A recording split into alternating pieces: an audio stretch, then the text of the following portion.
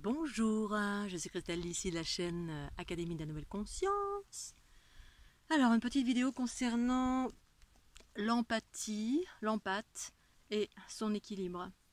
Donc, c'est en lien avec toutes les dernières vidéos que je viens de faire précédemment concernant la détox, l'équilibre à maintenir dans le corps, les différentes façons de maintenir l'équilibre. Alors, comme d'habitude, je vais vous parler de ma conscience, mes expériences. Chacun fait ce qu'il veut, je ne cherche pas à convaincre. Surtout pensez au petit pouce bleu et à activer la petite cloche pour avoir connaissance des dernières vidéos. J'ai jamais pensé à dire ça, puis maintenant j'ai envie de le dire. La petite cloche, c'est important. Alors, d'abord un petit tour d'horizon. Nous sommes le week-end. Le week-end, c'est pour faire du sport ou profiter de faire ce qu'on a envie. Et donc, je procède à l'escalade. Je fais de l'escalade et en même temps des petites vidéos quand je suis seule au pied des parois. À 2000 mètres d'altitude à peu près. 2000-2005. C'est pour ça qu'il fait bon. Certainement que vous avez la canicule, mais ici, pour moi, il fait bon. Voilà, j'ai l'habitude de la canicule dans le sud. Mais là, je suis plus dans le sud. Enfin, je suis dans le... Plus le sud-sud, je suis dans le moyen sud. La Haute-Savoie. Alors, concernant l'empathe tel que je le vis, je vous le rappelle pour celles et ceux qui ne me connaissent pas, ma façon de vivre l'empathie, c'est de sentir et d'absorber des énergies de basse fréquence dans l'optique de les transformer. C'est un processus qui est naturel chez moi depuis que je suis née, à vrai dire, et que je n'ai pas demandé. Je n'ai pas demandé un jour à prendre le bobo des gens, et puis dans l'optique de transformer ou d'alléger les gens, mais c'est pas que les gens, c'est les chiens, les chats, les Scooby-Doo, les lieux, bref. Un processus, un phénomène éponge, ça c'est le phénomène éponge qui est, ce terme-là il est exprimé à travers différents, on va dire, environnements New Age, connaissances, certaines connaissances. Je trouve que c'est un terme un peu péjoratif parce qu'en fait il explique un petit peu que quand on parle de phénomène éponge ou de protection, ça montre un peu du doigt, en tout cas des intervenants, des personnes que j'ai pu rencontrer sur mon chemin, qui expliquaient qu'on avait un dysfonctionnement. Que j'avais un dysfonctionnement, qu'il fallait se protéger, il fallait pas prendre, il fallait pas absorber, etc. Chez moi, c'est pas du tout un processus, c'est pas de mon fait, c'est un processus qui fait partie de mes fonctionnalités. Et ça, je l'ai découvert en 2012, lorsque ma Kundalini s'est activée, ma connaissance universelle s'est activée et m'a indiqué que moi j'avais un fonctionnement différent de l'ensemble et que de ce fait, eh bien, j'absorbais parce que j'avais une fonctionnalité relative à la transformation. Pour le nettoyage, entre guillemets, pour nettoyer, faire monter en fréquence. C'est un processus d'unification, en fait, à proprement dit.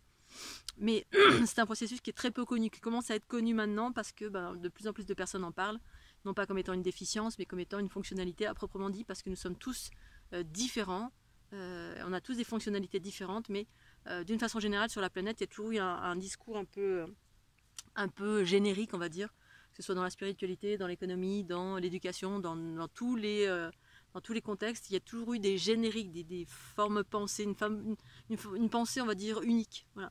C'est comme ça, tout ce qui n'est pas comme ça, c'est que tu es déficient, c'est pas normal. T'es homosexuel, c'est pas normal. T'es une éponge, c'est pas normal. T'es cassé, si t'es comme ceci, t'es cassé. Bref, voilà, il y avait une sorte de pensée unique et cette pensée unique tend à se dissoudre avec l'avènement de l'ère du Verseau. Qui parle de multidimensionnalité, de pluralité et d'affirmer sa différence. Et voilà, que cette différence, eh bien, elle est parfaitement naturelle et normale, aussi pour tous les individus qui fonctionnent de cette façon-là. Donc l'empathie, pour ma part, partout où je vais, je peux être à même, pas en permanence, mais de sentir les bobos des gens, les bobos des lieux, les bobos des arbres, les bobos de plein de choses, et avoir un processus de temps en temps qui absorbe. Ça, ce sont les trous noirs de mon corps qui absorbent dans une dynamique de transformer. La transformation, c'est quand cette basse fréquence est en moi, je vais unifier mes polarités. Alors moi, pour ma part, soit ça se faisait naturellement, soit j'active ma Kundalini pour transformer, c'est-à-dire me faire monter en fréquence et restituer à la vérité, restituer l'énergie de basse fréquence à sa vérité originelle. C'est les premières informations que j'ai eues lorsque, pendant mon tour du monde, eh bien, j'avais toute cette connaissance qui se faisait jour en moi. À chaque fois, j'absorbais des choses d'une façon assez vaste d'ailleurs, c'était très difficile. Je le ressentais dans mon corps, ça me mettait à mal, ça me mettait en crise de tétanie ou de bon, ce que je vis depuis que je suis petite, hein, je commençais à spasmer, et puis jusqu'à ce qu'un phénomène d'unification se mette en route consciemment, et avec l'information qui allait avec. Donc c'est en 2012 que j'ai commencé vraiment à percevoir que je n'étais pas anormal, ni que j'avais un truc qui ne fonctionnait pas, c'est que c'était normal que je fonctionne justement comme ça. Mais il s'agissait de monter en fréquence et d'avoir surtout une montée en fréquence, c'est-à-dire que comment dire, la conscience universelle prenne plus de place dans le corps. Donc ça nécessite un nettoyage, un travail sur soi de longue haleine pour que la conscience soit suffisamment vaste, en harmonie avec le corps, pour permettre justement cette unité de tout ce qui nous traverse.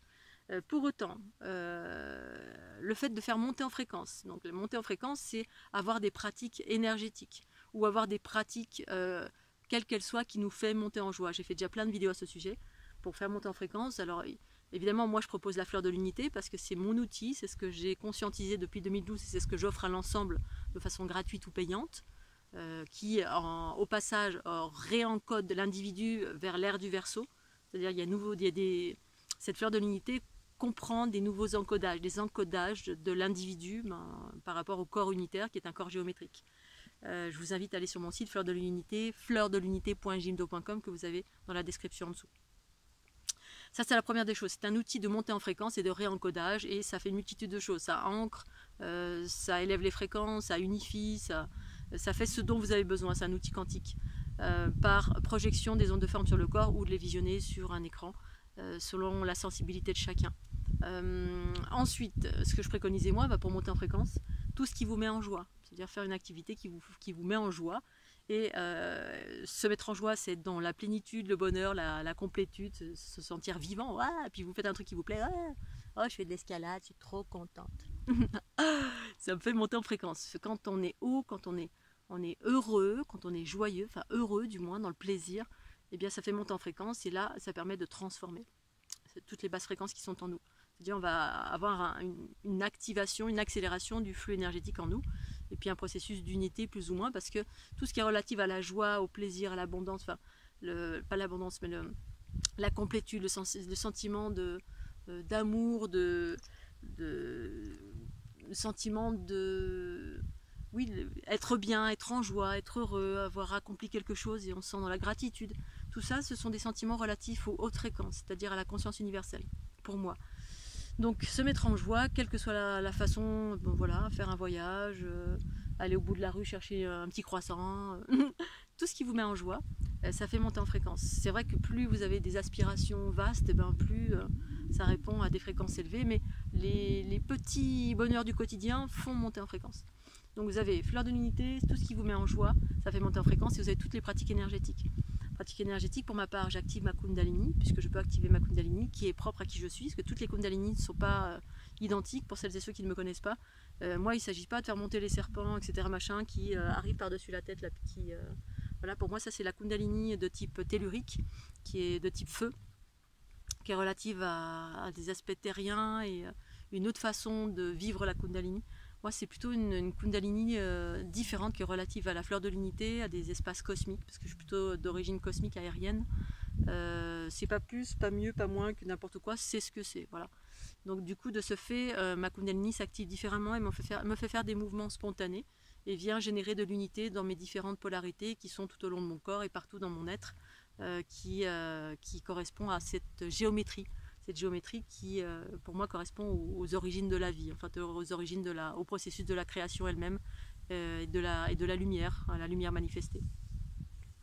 Donc la Kundalini, moi j'active ma Kundalini, mais force est de constater que, alors on peut faire du Tai Chi, du Qigong, du yoga, ou bref tout ce qui est en lien à activer les énergies du corps pour les fluidifier, faire en sorte que ça circule plus rapidement et plus en harmonie dans le corps, parce que on est soumis à différentes choses, différents stress dans la vie, différents bobos, voilà, des choses chaotiques, et du coup on a tendance à être plutôt en basse fréquence, et on peut également être un empathe et absorber beaucoup de choses tout au long de la journée, tout au long de la vie, bref. Donc du coup il s'agit de se maintenir en équilibre de cette façon-là, qui sont des pratiques énergétiques, entre guillemets, énergétiques, oui c'est ça, ou des loisirs tout simplement qui nous font vibrer, comme soudain vous avez un grand rêve, partir faire le tour du monde, c'est ce que j'ai fait moi. Et du coup, ça m'a fait monter en fréquence et ça a ouvert beaucoup de choses en moi. Et ensuite, vous avez la partie physique. Donc tous ces aspects-là, je vous les explique pour se maintenir en équilibre pour un empathe. La partie physique pour monter en fréquence, c'est-à-dire pour monter en fréquence, toutes ces parties énergétiques, c'est pour fluidifier, pour accélérer et par là nettoyer en fait les basses fréquences qui sont dans notre corps, hein, que ce soit les nôtres ou celles qu'on a absorbées par empathie. Parce que c'est toujours ça, hein, partout où je vais, il y a des égrégores de masse, il y a des gens, tout est vibration et tout me traverse parce que cette géométrie, comme je l'aperçois, telle que je l'aperçois, c'est justement ce qui compose nos méridiens et ces méridiens ne s'arrêtent pas, ils ne s'arrêtent pas là, hein, les méridiens. Ça s'arrête pas du tout à vrai dire. C'est un espèce de maillage qui constitue la vie, qui constitue la vie. C'est un maillage par lequel on est traversé et toute chose est traversée par ce maillage, qui en fait est une sorte de géométrie. En fait, c'est circulaire. Il y a aussi du linéaire et l'énergie circule en mode émission-réception, mais parfois emprunte différents chemins et aux intersections, il y a des trous noirs. À travers lesquels circule la conscience. Je vous invite à aller sur mon site une fois encore si vous voulez vous intéresser davantage à ça, ou acheter mes livres pour en savoir un peu plus, La fleur de l'unité, Succède à la fleur de vie, ou voir les vidéos relatives à la fleur de l'unité sur les playlists relatives à la géométrie, qui est la nouvelle géométrie pour moi, qui vient succéder à la fleur de vie. Donc les pratiques physiques, parce que énergétique ça ne suffit pas. Effectivement, j'ai peut-être pas beaucoup parlé tout au long de ces 10 dernières années de ma chaîne YouTube. Les pratiques physiques, c'est pour se délester des résidus. C'est-à-dire quand moi je transforme, comme on transforme pas tous, on n'absorbe pas tous les mêmes choses, pas tous la même quantité de choses. Il y a des gens qui absorbent des choses très basses, d'autres middle, d'autres hautes, d'autres. Voilà, on est tous différents. C'est pour ça que c'est difficile de se comparer, de trouver des génériques parce que on peut trouver un peu de générique, ça nous donne des points de repère, mais après il y a des singularités qui sont propres à qui vous êtes. Et après on peut trouver d'autres personnes qui fonctionnent comme nous. Mais c'est pour ça que c'est important de s'écouter autant que faire se peut. En tout cas, quelqu'un qui parle, je ne sais pas où il est. Oh, c'est un parapente au-dessus de moi. Trop fort. Un ULM même. Non, un deltaplane. Non, la voix porte. Je me suis dit, tiens, il y a quelqu'un au-dessus. Donc, il y a tous les aspects physiques. En ce qui me concerne, moi, tous les résidus, justement, tout ce que j'ai réussi à transformer, naturellement ou en activant ma Kundalini, eh bien, il reste toujours des résidus. Les résidus, ça constitue les toxines du corps. Qui viennent saturer le foie, qui viennent saturer les articulations, qui viennent saturer plein d'espaces du corps. Et donc ces toxines, eh bien, effectivement, pour les éliminer, j'ai recours à différentes pratiques. Ces différentes pratiques, tout au long de ma vie, j'ai dû faire attention à l'hygiène, à mon hygiène alimentaire. J'ai commencé à modifier mon hygiène alimentaire vers mes 30 ans à peu près. Même quand j'étais jeune, en fait, j'ai toujours fait attention à mon alimentation, même si je suis dans un monde duel où il y a plein de tentations dans tous les sens. Je me suis adonnée à plein de tentations, ça c'est sûr. Mais je revenais à chaque fois, quand j'étais mal dans ma peau, ou une raison X qui faisait que je revenais à chaque fois à une alimentation comme je le sentais. J'ai toujours aimé la salade, mais en revanche, effectivement, je viens d'une région où je mangeais aussi très très riche. À la Haute-Savoie, c'est les fondues savoyardes, c'est le reblochon, c'est le saucisson, c'est le bon vin rouge. Voilà, donc il y a tous ces aspects-là, j'ai été baignée là-dedans, mais quand j'ai commencé à m'émanciper de Haute-Savoie, j'ai aussi, en fait, j'ai toujours été à l'écoute, une fois qu'on est sorti des influences, c'est-à-dire tout ce qui ne nous appartient pas forcément, influencé par la famille, par la région, par les amis, par une classe sociale, influencé par, et qu'on vit un petit peu des périodes où on est un peu seul, on retourne on trouve son énergie plus ou moins, et finalement on peut être amené à faire attention à notre alimentation et être plus en phase avec nos intuitions et ce dont notre corps a besoin. Donc l'alimentation a fait partie de l'hygiène de vie qui est relative à la physiologie, au corps, à la densité, à ma matière, mon corps. Parce que les pratiques énergétiques, ça ne suffit pas non plus. Ça ne suffit pas, en tout cas pour ma part. Donc, j'ai fait attention à mon alimentation, j'ai commencé à me désaddicter d'une multitude de choses. C'est-à-dire plus ma conscience s'élargissait au fur et à mesure justement des pratiques énergétiques, notamment la méditation passive, que j'ai pratiquée pendant de nombreuses années. Eh bien, j'ai commencé à faire des prises de conscience de plus en plus vastes, et puis mon corps est devenu de plus en plus sensible, parce que plus la conscience prend de l'espace dans le corps, parce que pour moi, la conscience, elle commence à habiter en totalité le corps, à la place de l'ego, ou l'ego, ou les influences qu'on a prises de papa, de maman, des gens qui nous entourent. On commence à s'émanciper de ça et à être habité un peu plus par nous-mêmes, la version de nous qui est plus vaste, qui est plus en phase avec l'harmonie, avec le bien-être, avec la vitalité, avec l'équilibre, d'une façon générale, la bienveillance, tous les trucs sympas, la joie. Oui, ça c'est bien la joie, j'aime bien. C'est mieux que pleurer tous les jours. J'ai expérimenté, j'aime pas ça. Et donc, la nourriture, et effectivement, et ensuite j'ai commencé à prendre conscience plus ou moins de ce que je mettais dans ma bouche, de ce que je mettais sous les bras, les déodorants là, dans tous les sens, les shampoings dégueulasses, plein de produits chimiques. Et progressivement, je suis devenue végétarienne, bio. J'ai commencé à prendre conscience que tous les produits que je mettais sur mon corps, ça me faisait pas du bien. C'est-à-dire que c'est des produits qui contenaient des cosmétiques, tout ce qui était cosmétique, ça contenait des produits qui m'alourdissaient. En fait, j'ai fait un grand nettoyage à tous les niveaux, même le dentifrice, j'ai arrêté. Voilà, j'avais pris conscience du fluor, le fluor qui, à l'époque, l'information c'était le fluor, ça cristallise la glande pinéale, etc. Donc il y avait plein d'informations, vraies ou pas vraies, en tout cas ça me parlait, et puis j'ai évolué comme ça dans le temps, à évincer, et puis progressivement la conscience effectivement s'est élargie. J'avais pas cette dynamique d'élargir la conscience, mais c'est ce qui s'est produit effectivement à force de désaddiction d'une multitude de choses, remplacer les pchites par exemple au début ça a commencé par la pierre d'Alain, j'ai changé, donc ces pierres, on passe de Carrefour à aller dans des boutiques bio, puis après des boutiques bio on commence à passer à prendre des produits locaux dans la région où on habite, acheter des salades du voisin, ou alors à faire son jardin si tant est qu'on ait un terrain ou un jardin. Bref, à passer à des choses de plus en plus dans cette dynamique justement de se purifier, de se nettoyer, à un moment donné, vraiment de se nettoyer le plus possible. Ça s'est fait naturellement. Enfin, ça s'est fait naturellement, mais aussi parce que je le sentais d'aller dans cette dynamique-là. Voilà. D'arrêter l'alcool, des shampoings, passer à des shampoings bio, faire mon propre shampoing même moi-même. J'étais arrivée à un stade où en fait, où je commençais à prendre conscience que ce que je mettais sur mon dos, c'était des fois où les chaussures c'était du cuir, c'était de la peau animale. Bref, où je voulais fabriquer mes chaussures en peau en paille, où voilà, vraiment j'étais arrivée à un moment donné où j'aurais pu être habillée comme Jésus, c'est-à-dire avec des haillons en lin, et puis marcher pieds nus, et puis sans argent, sans rien, vraiment être dans le dépouillement et la pureté la plus totale. Effectivement, ça allait jusque-là presque. Et puis ensuite, je suis revenue à un stade néanmoins de se rendre compte que quand même j'habite sur Terre et qu'il y a un juste équilibre dans tout ça. Pour autant, ça m'a amené à ces ouvertures de conscience extraordinaires. Donc ça fait partie du chemin du nettoyage. Et ensuite, toutes les pratiques diverses et variées, c'est-à-dire les purges. Ça, c'est arrivé après mon tour du monde. Parce qu'effectivement, pendant mon tour du monde en 2012, où j'étais totalement guidée, et effectivement, c'est là où ça s'est révélé. Tous mes fonctionnements se sont révélés via l'ouverture de ma conscience, la Kundalini qui s'activait, bref.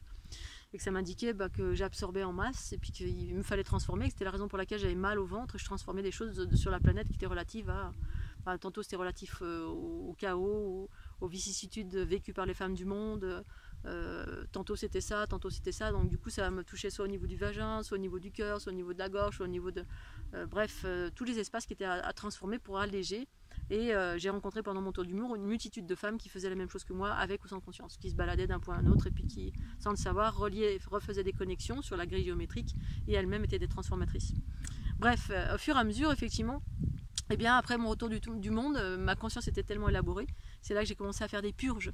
C'était la continuité où, là, effectivement, je pensais que j'allais mourir, en fait, que j'avais des gros problèmes aux intestins, au vagin, j'avais des douleurs atroces.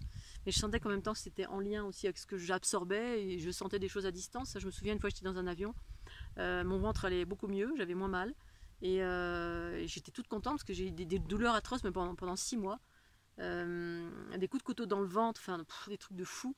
Et parce que justement j'absorbais des choses de tellement basse fréquence que et puis relatives à il y avait beaucoup de choses relatives au viol, tout ce qui était en lien avec le patriarcat, le matriarcat, parce que c'est ça la transition pour moi.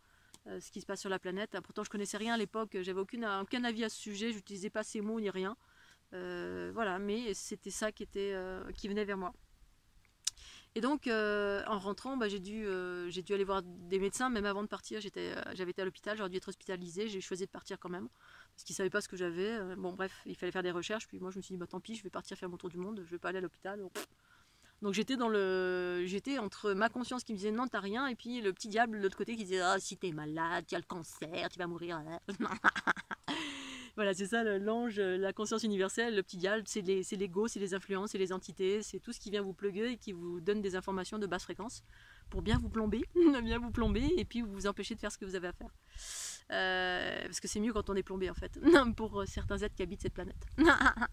Ou pour tout simplement les fonctionnements de la matrice, la dualité inversée, en fait, cette dualité ici-bas sur Terre. Et donc voilà, quand je suis rentrée, j'ai été voir un gastro, j'ai fait des examens, on m'a dit que j'avais un dolichocolon. Et puis là, une fois encore, ma conscience me disait mais non, là, faut pas faire ça, tu fais ça. Je devais passer une scène, un truc où on met un truc radioactif dans le corps, je sais pas quoi. Mon corps, elle m'a dit non, non, non, non, surtout pas.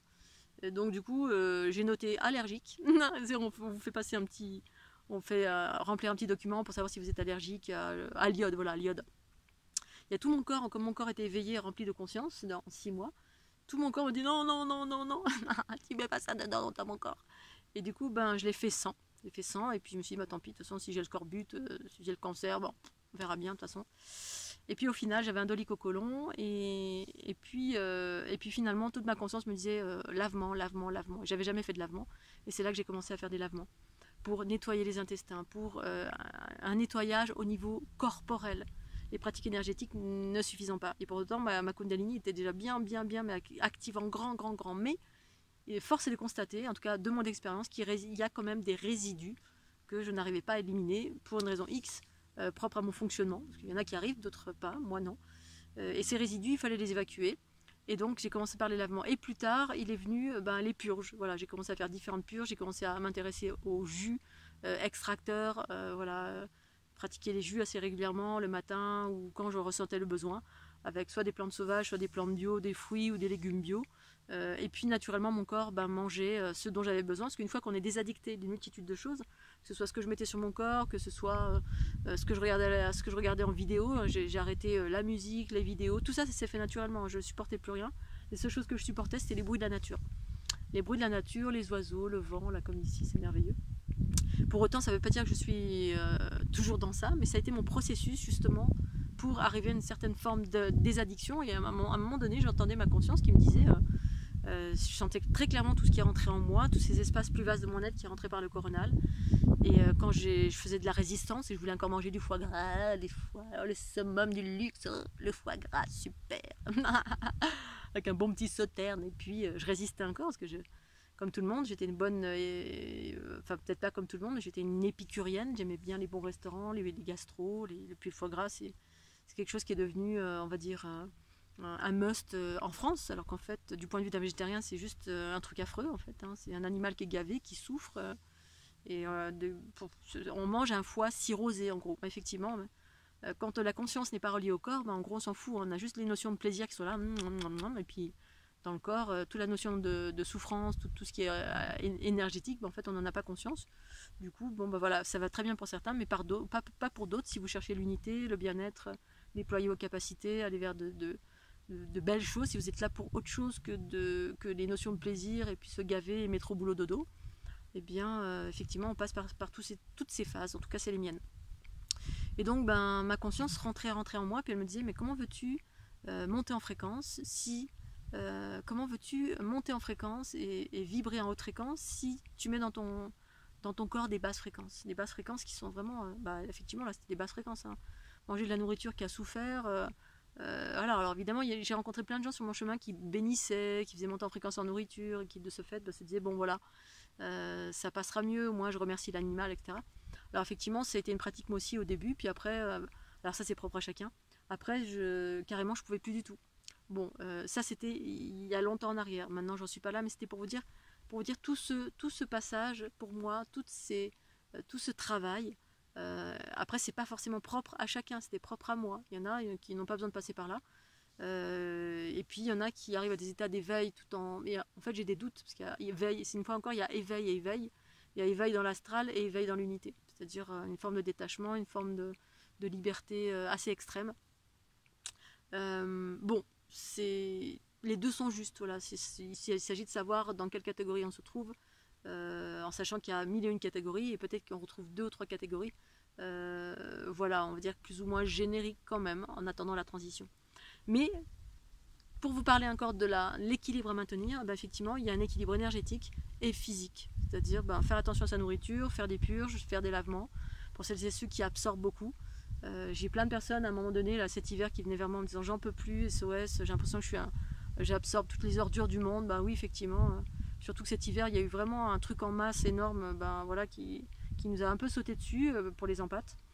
Alors effectivement, moi sur le coup, j'ai pas réussi à gérer, parce qu'il y avait trop, je me suis fait aider. Alors l'idéal c'est de se faire aider, vous allez voir un naturopathe, un énergéticien qui est assez bon, qui peut potentiellement vous aider à vous faire monter en fréquence, ou alors utiliser la fleur de l'unité, mais au moins physiquement, parce qu'effectivement quand on est atteint physiquement, on commence à être complètement bourré de résidus, de toxines, et puis si vous gardez trop ces toxines, bah, on tombe malade, hein. Le foie est saturé, le pancréas est saturé, les reins sont saturés, les intestins sont saturés, toutes les glandes du corps sont saturées, et du coup bah, on finit par tomber malade parce que le corps il n'en peut plus.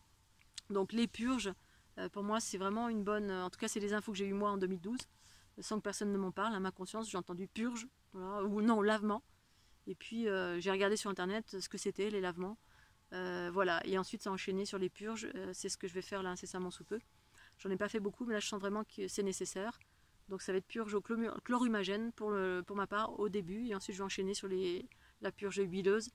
Le chlorhumagène c'est pour équilibrer, éliminer toutes les acides uriques. Les acides uriques, donc les petits cristaux, tout ce qui est cristallin qui vient se loger un peu partout dans les articulations, qui viennent bref alourdir. Et ensuite c'est toutes les viscosités, les purges huileuses. C'est pour éliminer toutes les viscosités, tout ce qui englue pareil, le foie, les reins, le système urinaire, tout ce qui englue les émoctoires, ce qui permet d'éliminer en fait. Si ça c'est engorgé, bah, on ne peut pas éliminer, le corps ne peut pas faire son job, et du coup on est saturé, et du coup on finit par tomber malade.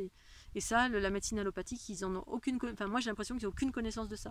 Sauf certains médecins qui se sont intéressés à l'allopathie, et donc notamment la naturopathie, où effectivement bah, c'est le b.a.-ba, la nourriture, et puis les purges, effectivement pour moi, ça me parle en totalité. J'ai commencé à être alertée par ma conscience, et ensuite je me suis intéressée en regardant des vidéos, notamment Thierry Casanovas et Irène Grosjean, même si ces deux-là parlent essentiellement de la nourriture, comme étant l'origine de tous les conflits. Pour moi, comme vous le savez, l'origine de tous les conflits et des basses fréquences, c'est pas que la nourriture, c'est en partie la nourriture bien sûr, mais c'est aussi et surtout pour moi, en fait, c'est pas la nourriture, c'est surtout les basses fréquences, les énergies que je rencontre sur mon chemin à travers mon processus de j'absorbe et je ressens dans mon corps toutes les basses fréquences relatives à ce qui m'environne, les bobos environnants, les gens, les égrégores, voilà, tout ce que je peux rencontrer, et je vais me mettre à absorber. Si je suis avec quelqu'un qui a des problèmes de gorge, je vais avoir mal à la gorge. Si je suis avec quelqu'un qui a un cancer, je vais commencer à sentir, bon bah voilà, et donc du coup c'est problématique, mais en même temps c'est pas inéluctable, on peut pas, on peut remédier. Une pratique énergétique d'un côté, et d'autre part une pratique physique pour éliminer les résidus. Pratique énergétique permet de monter en fréquence, hein, la fleur de l'unité, Tai Chi, Qigong, Kundalini, tout ce que vous avez sous la main qui vous fait monter en fréquence, qui génère de l'unité pour transformer, parce qu'il s'agit de transformer. Ou alors, si vous ne transformez pas, vous n'êtes pas un transformateur, une transformatrice, cette vidéo s'adresse aux transformateurs, transformatrices, hein, qui fonctionnent comme moi. Si ce n'est pas le cas, vous vous séparez. C'est-à-dire, quand on n'est pas transformateur, on a la capacité, on peut être un peu des deux, on peut se séparer. C'est-à-dire, ce qui vous encombre énergétiquement, on peut le remettre à la terre. Hein. Moi, c'est ce qu'on m'avait préconisé quand j'étais jeune. Comme je n'avais pas encore la conscience suffisamment élaborée, je faisais ces pratiques. Hein. Soit on se protège, soi-disant dans une bulle. Alors pourquoi pas, hein, y en a pour qui ça marche. Moi, ça n'a jamais marché. Soit on rejette à la terre les énergies de basse fréquence qu'on a récupérées. Et on met les mains dans la terre, on imagine qu'on est des racines, et hop, ça va dans la terre. On rejette ces énergies. Si ça fonctionne, tant mieux. Voilà. Moi, ça ne fonctionne pas du tout. Donc si ce n'est pas votre cas, vous devez monter en fréquence, c'est-à-dire transformer. Vous n'avez pas d'autre choix que de transformer ce que vous avez absorbé. Et ensuite, éliminer le surplus des toxines par des purges ou des lavements ou autre chose que je ne connais pas ou que j'ai pas à l'esprit maintenant. L'idée, c'est de parler surtout des purges, des lavements et puis des pratiques énergétiques telles que la fleur de l'unité ou se mettre en joie, ou pratiquer du tai chi, du qigong ou une pratique quelle qu'elle soit qui accélère votre taux vibratoire. Voilà Scooby-Doo, j'ai beaucoup parlé, je vais boire un coup, je vous fais des bisous, j'espère que vous passez un super week-end, et puis je vous dis à très bientôt sur la chaîne Académie. Pensez au petit pouce bleu et puis la petite cloche. Tchuss.